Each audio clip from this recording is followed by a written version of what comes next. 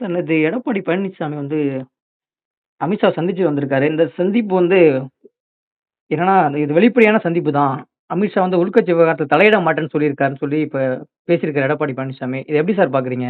இல்ல, அதாவது அமித்ஷா வந்து உட்கட்சி விஷயத்தில் தலையிட மாட்டாருன்னு அவர் ஏற்கனவே சொல்லிட்டாருங்க. அந்த கூட்டணியை ஃபைனலைஸ் பண்ணும்போதே சென்னை ஹோட்டல்ல அவர் சொல்லிட்டார். உங்க உட்கட்சி விஷயத்தில் நான் தலையிட மாட்டேன். அவரை நோக்கி கேள்வி கேட்கப்பட்ட போது ஓபிஎஸ் இணைப்பதை பத்தி கேள்வி கேட்கப்படும் நாங்கள் உட்கட்சி விஷயத்தில் தலையிட மாட்டோம்னு தெளிவா சொல்லிட்டார். ஆனா இப்ப என்ன பிரச்சனை எங்க வருதுன்னா, இப்போ செங்கோட்டையன் வந்து ஒருங்கிணைப்பை பத்தி பேசும்போது விலைகளை சேர்க்கணும், கட்சியை பலப்படுத்தணும்னு பேசும்பொழுது அவரை பதவி விட்டு பிடுங்குறார் எடப்பாடி. அப்போ பதவி விட்டு பிடிங்கிற எடப்பாடி டெல்லிக்கு போயிட்டு அமித்ஷாவை பார்க்குறாரு, நிர்மலா சீதாராமனை பார்க்குறாரு.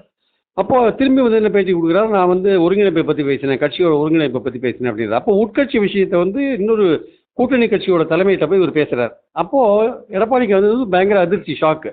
நம்ம பதவி பிடிங்கின ஒருத்தர் அங்கே போய் பார்க்குறாருன்ட்டு. அப்போது எடப்பாடிக்கு என்னென்னா, நம்ம பாஜக தலைமையை பார்த்து அமித்ஷாவை பார்த்து நம்ம வந்து விஷயத்தை வந்து விளக்கி சொல்லணும் அப்படின்னு தான் அவர் போகிறார். அதுக்கு முதல் நாள் சென்னையில் பேசும்போது துரோகிகளை சேர்க்க மாட்டேன், தலைமை கழகம் மீது கல்வி சீரலை சேர்க்க மாட்டேன், எல்லாரும் நடு ரோட்டில் நிற்பாங்கலாம் சொல்லிட்டு கடுமையாக பேசிட்டு போகிறார். அப்படி போகிறவர் வந்து அங்கே போய் இந்த விஷயத்தை பற்றி பேசாமல் வெறும் தேவருக்கு வந்து பாரத ரத்னா கொடுக்கணுன்றதை பற்றி மட்டும் பேசிட்டு வந்திருப்பாரா?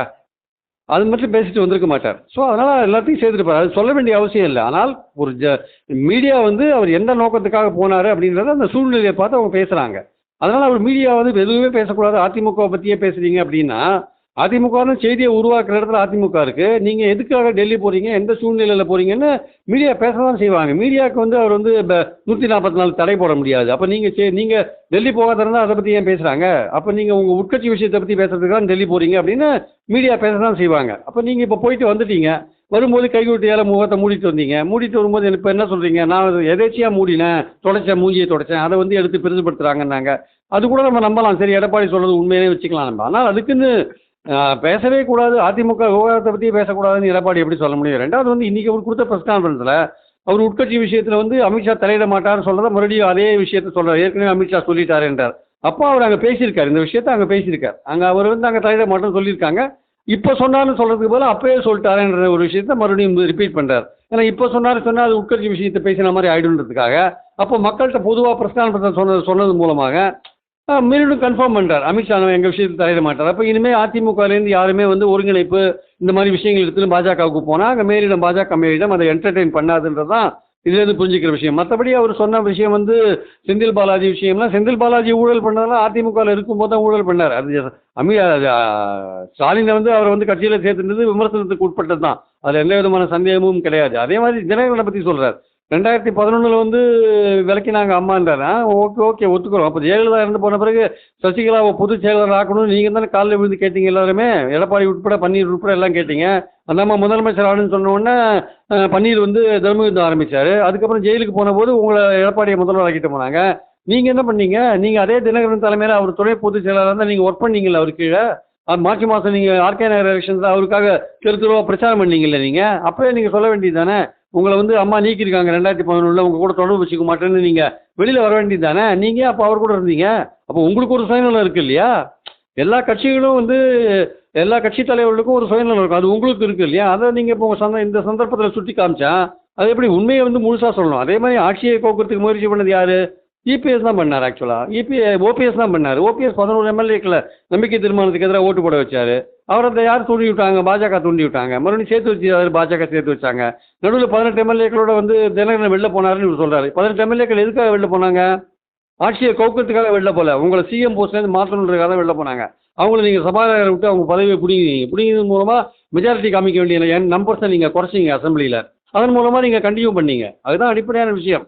ஸோ அதனால் சில வரலாற்று உண்மைகளை வந்து நமக்கு சௌரியத்துக்கு ஏற்றபடி மாற்றக்கூடாது. உங்கள் உட்கட்சி விஷயத்தில் உங்களுக்கு முழு உரிமை இருக்குது, எடுக்கிறதுக்கு நடவடிக்கை எடுக்கிறதுக்கு முழு உரிமை இருக்குது.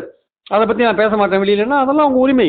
ஆனால் அதை பற்றி விமர்சனமே பண்ணக்கூடாது, வெளியிலே மீடியாவே பேசக்கூடாது, எங்களை விட்டால் வேறு பேச்சே கிடையாதுன்னு நீங்கள் பேச முடியாது. நீங்கள் செய்தியை உருவாக்கும் போது அதை பற்றின விஷயங்களை மீடியா பேச தான் செய்வாங்க. அதனால் நீங்கள் அவங்க மேலே நடவடிக்கை எடுக்கிறது, எடுக்காது இருக்கிறது, சேர்த்துக்காது இருக்கிறது அதெல்லாம் உங்கள் இஷ்டம். இதனால் உங்களுக்கு நீங்கள் வலிமை எழுந்திருக்கீங்களா, வலிமையோடு இருக்கீங்களான்னு எலெக்ஷனில் தெரிஞ்சிடும். அது இதனால் ஏற்படுற நல்லது கெட்டது எல்லாத்துக்கும் நீங்கள் தான் பொறுப்பு. பாஜகவும் முடிவு பண்ணிட்டாங்க, நீங்கள் யாரை சேர்த்துக்கிறீங்களோ சேர்த்துக்கலையோ அது உங்கள் இஷ்டம். இனிமேல் நீங்கள் எலெக்ஷன் சந்திக்கும் போது நீங்கள் தோக்குறீங்களோ ஜெயிக்கிறீங்களோ அதனால் ஏற்படுற பாதிப்பு எங்களோட உங்களுக்கு தான் அதிகமாக இருக்கும்னு பாஜக விட்டு தெளிவாக சொல்லிட்டாங்க. அதுதான் அடிப்படையான விஷயம். அதனால் வந்து அவர் சேர்க்காதது அவருடைய இஷ்டம். இனிமேல் விலகி போனவங்க அல்லது விலக்கப்பட்டவங்க அவங்க வந்து ஒரு முடிவெடுத்து இபிஎஸ் எப்படி வந்து கவுண்டர் பண்ணுறது முடிவெடுக்கிறது இந்த அவங்களுடைய விருப்பம் அது ஆக்சுவலாக. இனிமேல் வந்து விலகினங்களை சேர்க்கணும் ஒருங்கிணைக்கணும் போன்ற விஷயங்களெல்லாம் இனிமேல் அதிமுகவில் பேசுறதுல இனிமேல் அர்த்தம் கிடையாது என்பது என்னுடைய கருத்து. சார் அதே போல செங்கோட்டையனை வந்து கட்சியிலேருந்து அனைத்து பொறுப்புலேருந்து நீக்கிட்டோம். ஆனா திரும்ப அவரை கட்சியில சேர்க்கணும் அப்படின்னா, தலைமை தான் முடிவு செய்யும்னு சொல்லியிருக்காரு. ஆனா கட்சி தலைமையே அவரு தான். அப்படி இருக்கும்போது தலைமை முடிவு செய்யும்னு சொல்லியிருக்காரு. எந்த அடிப்படையில சார் அப்படி சொல்லியிருக்காரு அவரு? அவர் தான் முடிவு பண்ணணும். அவர் முடிவு பண்ணிட்டு பொதுக்குழுவில் கூட விஷயம் அப்ரூவல் வாங்கிக்கலாம். அது அவர் நினைச்சா தான் முடியும், இல்லாட்டி முடியாது. ஒன்று பொதுக்குழு மூலமாக நீக்கணும் அதில் சேர்க்கணும், இல்லை இவர் முடிவு பண்ணிட்டு சேர்க்கறதோ நீக்கிறதோ இவர் முடிவு பண்ணிட்டு பொதுக்குழுவில் வச்சு அப்ரூவல் வாங்கணும். எது வேணால் பண்ணலாம். அவர் நினைச்சா நாளைக்கே இன்னைக்கு சாயந்தரமே செங்கோட்டையனை அடிப்படை உறுப்பினர் பதவியிலேருந்து நீக்கலாம். அது அவர் கையில் தான் இருக்கு, யார் கையில் இல்லை. அவர் தான் அவர் முடிச்சா முடிவு பண்ணலாம். ஆனால் இன்னைக்கு அவர் பேசுறத பார்த்தா அவர் செங்கோட்டையனை நீக்கிறதுக்கான வாய்ப்புகள் அதிகமாக இருக்கிறதா நான் பார்க்குறேன். Okay sir. இப்ப அமித்ஷா சந்தித்த பிறகு என்ன சொல்லியிருக்காருன்னா, ஒரு தகவல் வெளியா இருக்கு. என்னன்னா, என்டிஏ கூட்டணியில வேணா நீங்க வந்து செங்கோட்டையனும் அவங்க வந்து பிரிஞ்சு சென்ற எல்லாரும் சேர்த்துக்கலாம். ஆனா பாஜக சார்பா வேணா சீட்டு கொடுங்க.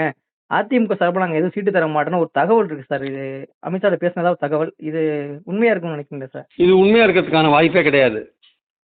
அப்படிலாம் வந்து சேர்த்துக்க மாட்டாங்க. அப்படி பாஜகவில் போய் சேர்ந்து தாமரை சின்னத்தில் போட்டி போடுற அளவுக்குலாம் வந்து செங்கோட்டையன் போவாரான்னு டவுட்டு. ஏன்னா ஓபிஎஸ்ஸே பாஜகவோட அவ்வளோ க்ளோஸாக இருந்தார். அவரே எலெக்ஷன் போது சுயேட்சை சின்னத்தில் போட்டி போட்டார், பாஜக சின்னத்தில் போட்டி போடல. அதனால் அது பாஜக சின்னத்தில் போட்டி போடுற அளவுக்குலாம் அவங்க ஒத்துப்பாங்களான்னு சொல்ல முடியாது. அப்போ வேறு கட்சி ஆகிடாது ஆக்சுவலாக. அவங்க பாஜகலேயே சேர்ந்து இல்லாமல் அதுக்கு பதில் எதுக்கு வெளியில் தனியாக அவங்க சின்னத்தில் போட்டி போடணும்? அது மாதிரிலாம் சேர ஒரு முடிவு அவங்க எடுப்பாங்களான்னு தெரியல. அவங்க இபிஎஸ்லேருந்து கட்சியை எப்படி மீட்டெடுக்கிறது, எல்லோரையும் ஒன்றுபடுத்துறது அந்த ஆங்கிளில் இருப்பாங்களே தவிர வேறு மாதிரி சிந்தனையில் ஈடுபடுவாங்கன்னு தோணல எனக்கு.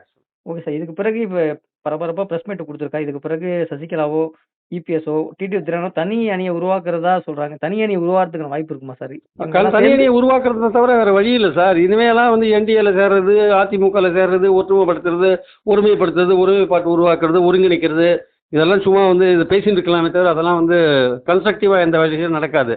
உங்களுக்கு இபிஎஸ் வந்து ஒற்றுமைக்கு எதிராக இருக்கார், கட்சி பலவீனமாக இருக்குது. அது ஒற்றுமையை விரும்பாத அவரை வந்து நீக்கிட்டு கட்சியை ஒன்றுபடுத்த வேண்டியது உங்கள் வேலை. அதை இனிமேல் அவங்க செய்ய வேண்டியதுதான். Okay sir. இதுக்கு பிறகு அதிமுக எதை நோக்கி சார் பயணிக்கும்? இதுக்கு பிறகு வெற்றியை நோக்கி பயணிக்குமா? இல்ல வெற்றியை நோக்கி பயணிக்குமான்றது சந்தேகம் சார். ஏன்னா வாக்கு வங்கி அது இழந்திருக்கு.